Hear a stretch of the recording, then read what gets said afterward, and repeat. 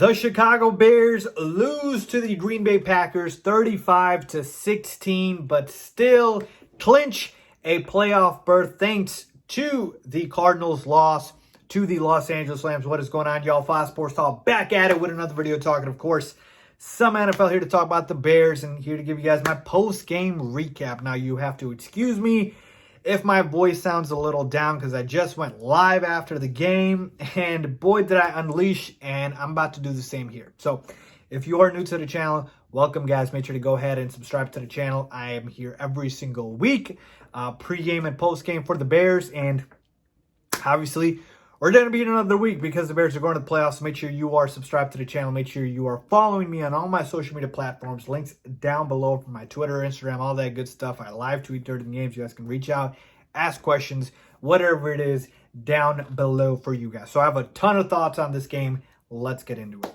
All right, here we go. Get comfortable, guys. Get situated. Grab a drink because I have a lot to say. You guys follow me for a reason, because I always bring you the objective takes, the objective analysis. I don't hold back. I don't sugarcoat. I say it like it is. And I will continue to do so forever. Now, there are a lot of miserable people in this world. A lot of miserable people, okay? And those people will always stay miserable. I am not one of those people. No, I am not the pom-pom waving, everything is great, rainbows and sunshine. But I'm also not the world sucks, dark cloud above my head, tear everything down, everything's awful. Because I've always told you guys this. There is a gray area in life. And I'm trying to get somewhere here. Believe me, there is a gray area in life, okay? Two things can be true. I always tell you guys this. It doesn't have to be one or the other. It doesn't just mean you're garbage or you're good. Okay? There is a middle ground.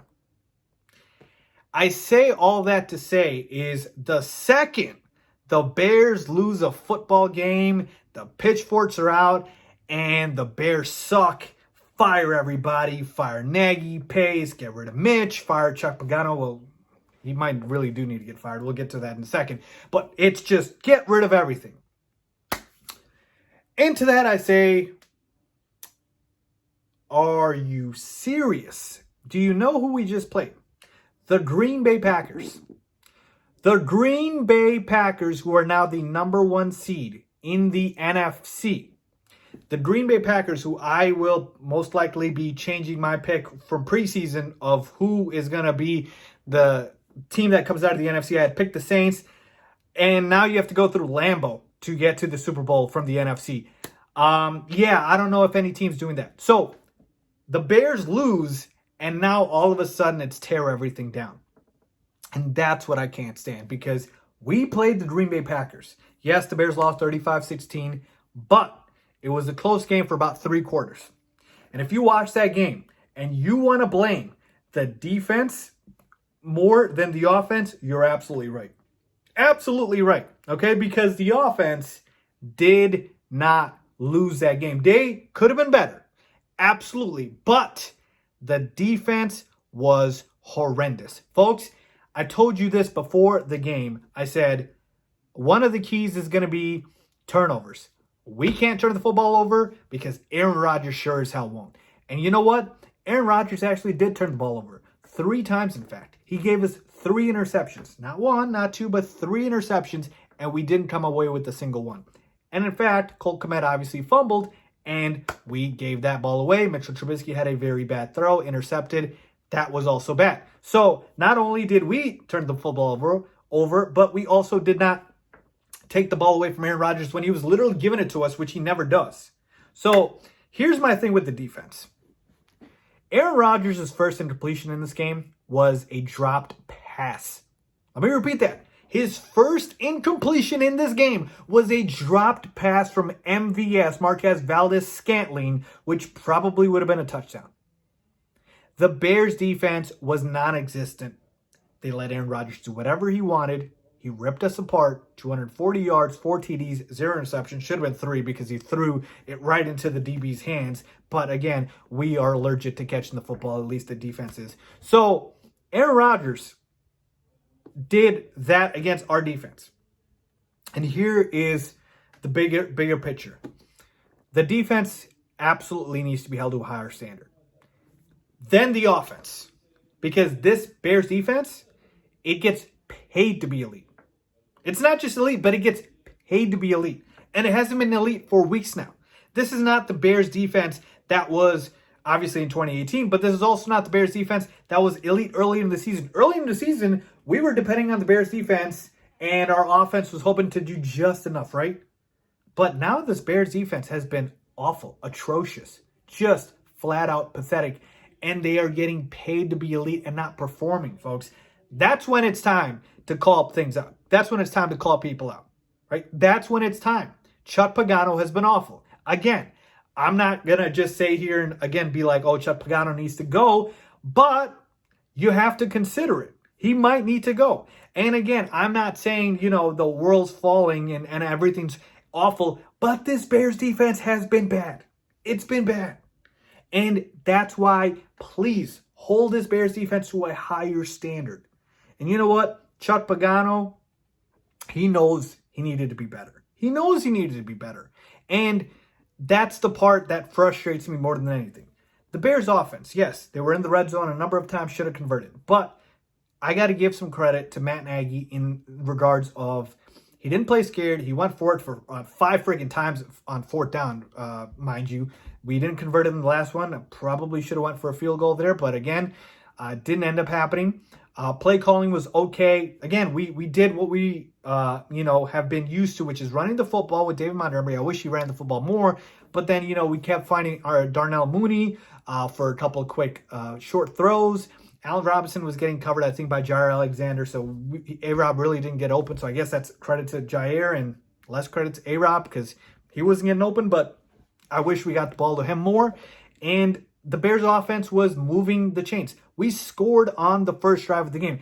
I promise you, put a lie detector to all of these fake Bears fans and ask them if they thought the Bears were going to score on the first drive, and they all would have said no. They all would have said no. And the Bears offense was doing its job.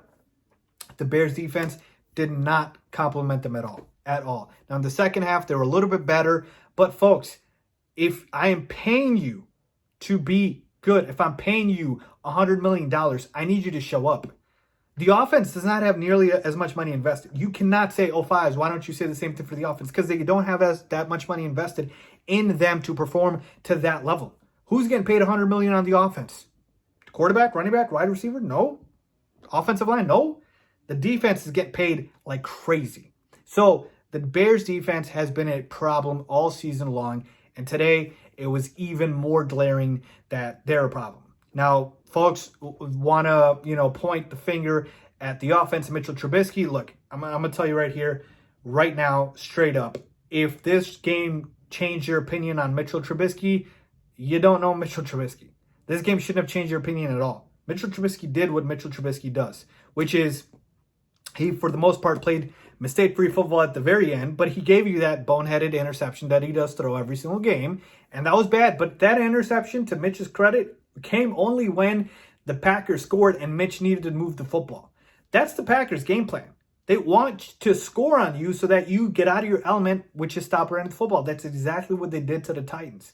I wasn't surprised by that. And again, bad throw by Mitch, I'll tell you that. But if people came in here thinking Mitchell Trubisky was going to throw 3 to 4 touchdowns, no interceptions, 300 to 400 yards, I don't know which Mitchell Trubisky you've been watching. Yeah, he's been very good against in the last couple of weeks. But we all knew against the Packers, a better defense, that it was going to be a tough game. I picked it to be a very low-scoring game. I was not expecting a huge game out of Mitch. Now, would it have been nice? Absolutely. But if you came in thinking that Mitchell Trubisky was going to be the main reason the Bears were going to win this game, then you haven't watched Mitchell Trubisky. Mitchell Trubisky has shown you through his tenure with the Bears that he is not an elite quarterback. But what he has also shown you is that he is a winning quarterback. You can win with Mitchell Trubisky, all right? And in the NFL, I promise you, people won't tell you this, but it's very true. You can win in the NFL without elite quarterback play. Joe Flacco has a Super Bowl. Eli Manning has a Super Bowl. Jared Goff got to a Super Bowl. It is very possible. If the Point of the NFL is to have an elite quarterback. The Bears are failing because Mitchell Trubisky isn't that. But if the point of the NFL, last time I checked, it is to win games and win the Super Bowl, yeah, you can do that. So to me, as far as Mitch's performance, I thought it was okay. Nothing great. The Bears' offense could have been better in the red zone. I wish we got more Jimmy Graham. We should have converted. Again, I thought the Bears' offense was okay. Should have been better. Now, there were some rumblings that Matt Nagy was taking away play calling, and obviously that would not have been a good thing. But we did not challenge the Packers much deep. But again, you have to be very careful against this Packers team. You cannot just get in a shootout with them, and we're not going to win a shootout with them. And that's where I kind of want people to keep a little perspective here, okay? There's one Aaron Rodgers. There's one Patrick Mahomes. There's one elite quarterback or a few elite quarterbacks, right? And so every team's not going to have them. We're going up against the freaking Packers, right? I don't know how you can just come away from this game and think the Bears suck. Blow it all up. Like, folks, the Packers are the #1 team in the NFC, okay? And for all his greatness, and Aaron Rodgers is going to win his 3rd MVP, and he deserves it. For all his greatness, he's got 1 Super Bowl.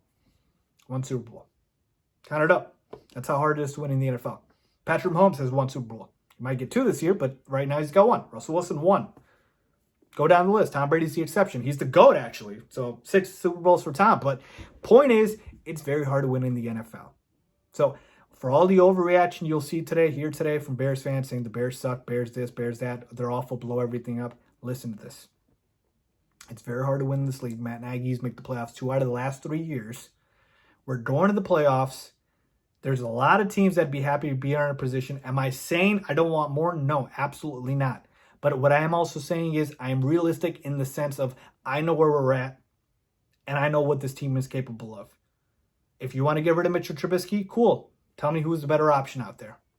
I'll be the first one on that board or whatever to sign off on it.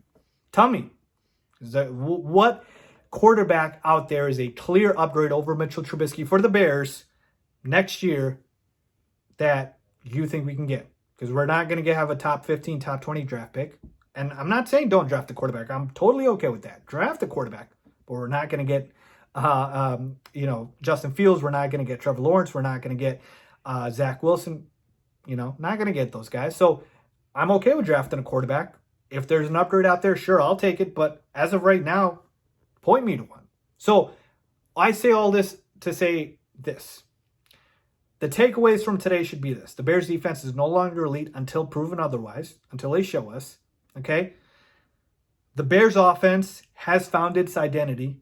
They know what they are at this point. They run the football. Mitchell Trubisky tries to manage it, and they try to be efficient.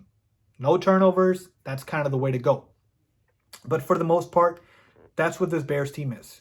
But for the Bears to surprise teams and make some noise in the playoffs, our defense has to come back to being elite. Not just good, elite. Because this Bears offense, as much of a turnaround as they've had, is not the Chiefs. They're not the Packers. They're not these high-powered offenses. And you can't expect them to be, again, go back to what I said. The Bears offense is not being paid like an elite offense. Right? The Bears defense is. As of this point, one side is performing better than the other, and the side that isn't performing is the side that I'm paying to perform better. That's a problem. So like I said, folks, I'm going to come out and give you guys my prediction video for the Bears matchup in the playoffs. But as of now, I'm telling you, not everything is gloomy. The Bears made the playoffs. I'm happy. I hope you guys are happy. Yes, I want more from this team, but I also know how to be realistic about this team. So there you have it, my quick takeaways from this game. Leave a comment down below if you agree or disagree. As always, thanks for watching.